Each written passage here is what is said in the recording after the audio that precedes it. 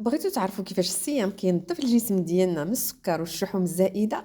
الجسم ديالنا عامل مثل السياره، اذا ما كانش الوقود او ليسونس ما غتقدرش تزيد تماما. الجسم ديالنا خاصو طاقه باش يتحرك باش يفكر وزيد وزيد. الجسم ديالنا كيجبد الطاقه ديالو من ثلاثه المجموعات: النشويات، البروتينات والدهون. ولكن مع الصيام راه كنحبسوا عليه مصادر الطاقه الخارجيه. في هذه الحاله الجسم ديالنا غيستعمل المخزون ديالو.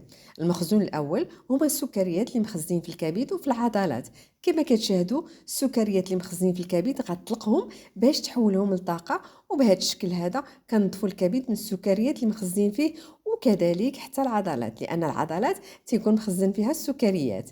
ولكن اذا تسالاو السكريات هنا الجسم ديالنا غيمر المرحله الثانيه او المخزون الثاني، واللي هما الدهون اللي كتكون مخزنه في الكبد غتستعملها حتى هي باش تجبد الطاقه ديالها اللي محتاج الجسم ديالنا.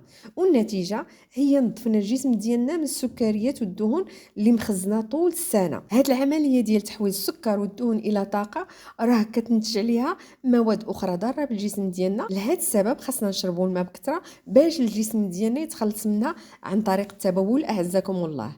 هنا كيتبين لنا اهميه الصيام من الناحيه الصحيه. راه كنستخدم الصيام ديالنا اذا كانت مائده الافطار صحيه باش ما نعوضوش الدهون والسكريات اللي حرقناها بالنهار باطباق غير صحيه في المساء. ولهذا السبب حضرت لكم اطباق رمضانيه جد صحيه واللي موجوده على قناه يوتيوب فغنا هيلثي فود.